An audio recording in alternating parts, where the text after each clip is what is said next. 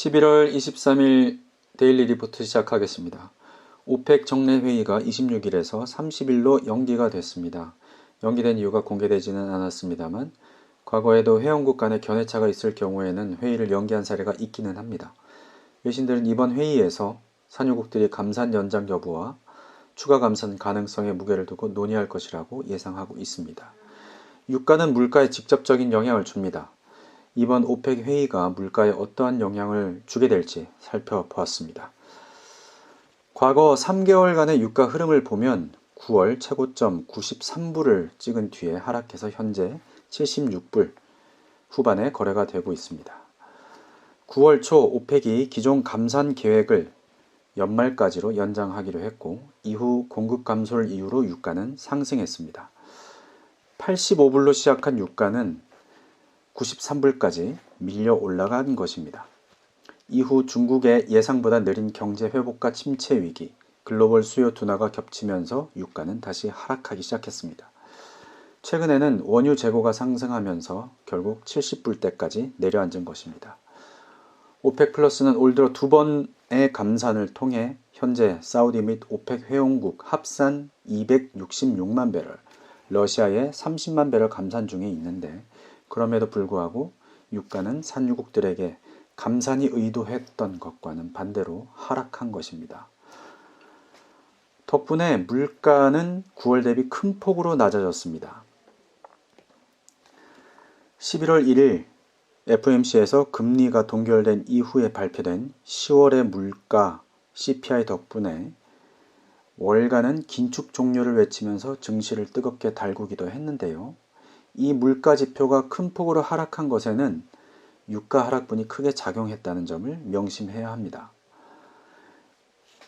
10월 CPI를 좀 더 들여다보면 에너지 분야의 물가 하락이 전체 물가를 크게 낮추는 요인이었다는 것을 알 수 있습니다.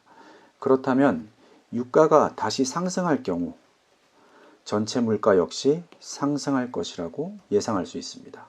덧붙여 월가가 이번 CPI를 계기로 긴축 종료를 이야기하는 것이 매우 근시안적인 분석이라고도 말할 수 있을 것 같습니다. 왜냐하면 유가가 다시 상승할 경우에 물가도 따라서 상승할 것이기 때문입니다. 파월의 말대로 단 한 번의 좋은 지표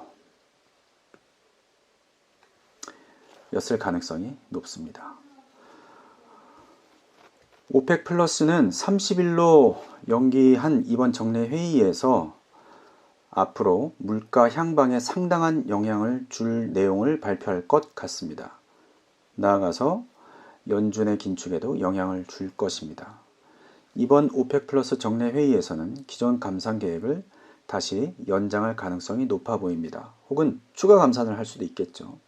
현재 76불 후반에 걸쳐 있는 유가는 분명히 산유국들에게 만족스러운 유가가 아닐 것입니다. 9월 감산 조치를 한 직후 90불 이상 올라갔던 유가가 현재 76불로 하락해 있는 상황을 오펙 산유국들이 수긍할 리가 없습니다. 더군다나 전쟁으로 다양한 경제 제재를 받고 있는 러시아는 강력한 에너지 공급 조절을 통해서 유가를 밀어 올려야 할 처지이기도 합니다. 위 기사는 감산 조치의 연장을 예상하고 있는데 추가 감산 가능성도 열어두고 봐야 할 것 같습니다. 오펙은 기존 감산 유지 혹은 추가 감산 중 어떠한 결정을 내리든지 간에 글로벌 수요 위축을 이유로 들겠지만 가자지구에서의 지정학적 위기가 석유 공급의 불안을 고조시키고 있다는 점, 즉 호르무즈 해협과 수에즈 운하로 통하는 글로벌 공급 라인의 무력 위협도 이유로 삼을 것 같습니다.